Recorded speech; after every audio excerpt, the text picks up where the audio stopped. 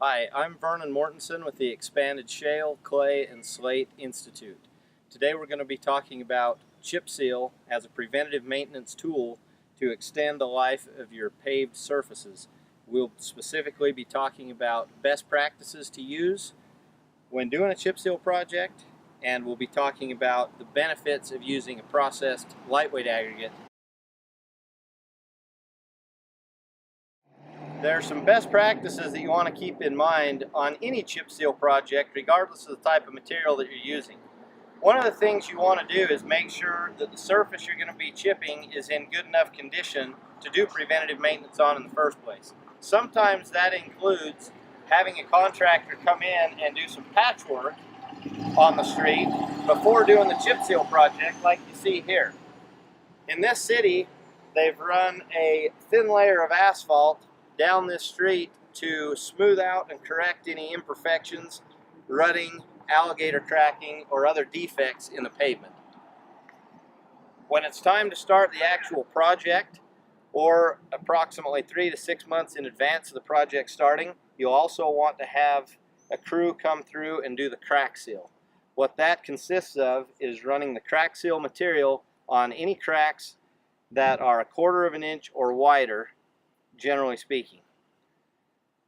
Another thing we want to do on the day that the chips are to be placed will be to bring in a broom where we're going to sweep off any debris that may be on the road.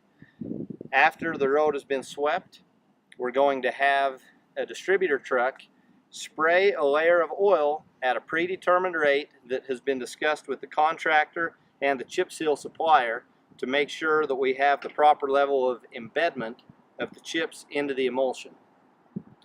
After the distributor truck goes by, we're going to have the chip spreader come by and spread the chips in a uniform single layer, being careful that we're not spreading them too thick so that we're not getting double stacking and point loading that may cause the chips to crush or break.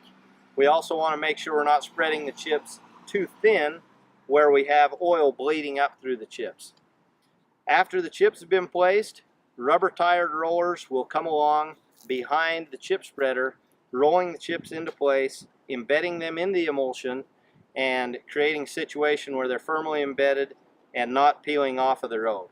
It's critical that we get a minimum of 3 passes with the rubber tired roller when doing our rolling, and that we do not use a steel drum roller. We always want to use rubber tired rollers. Finally, after the chips have been down for a period of 24 hours or so, a broom will come in and either side cast lightly the loose chips off the top, or if we're in a municipal environment like this with curb and gutter, you always want to use a broom that can vacuum the chips or pick up the chips into a box rather than side casting them into the gutter.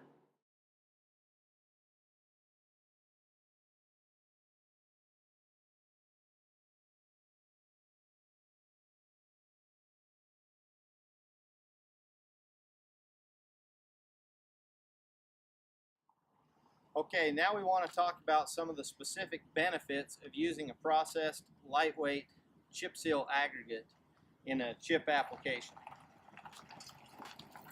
With the lightweight aggregate, the material is typically fairly dark in color. But one of the things that you get with an expanded shale, clay, or slate lightweight aggregate as opposed to a standard chip is that the material does not break windshields on vehicles or cause other vehicle damage.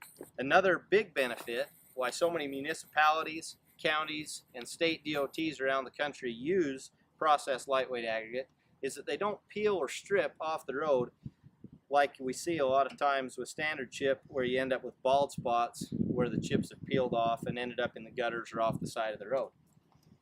Other benefits of the lightweight chips include they stay dark in color, generally speaking, and if you have an area where there are snow plows, you don't get the chips peeling off, and eventually they look more like regular pavement as opposed to a chip seal road.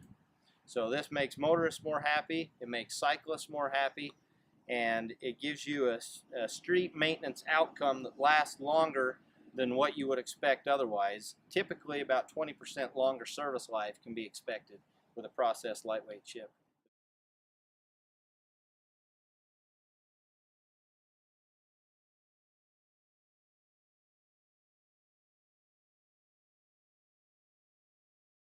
Again, my name is Vernon Mortensen. I'm with the Expanded Shale, Clay, and Slate Institute.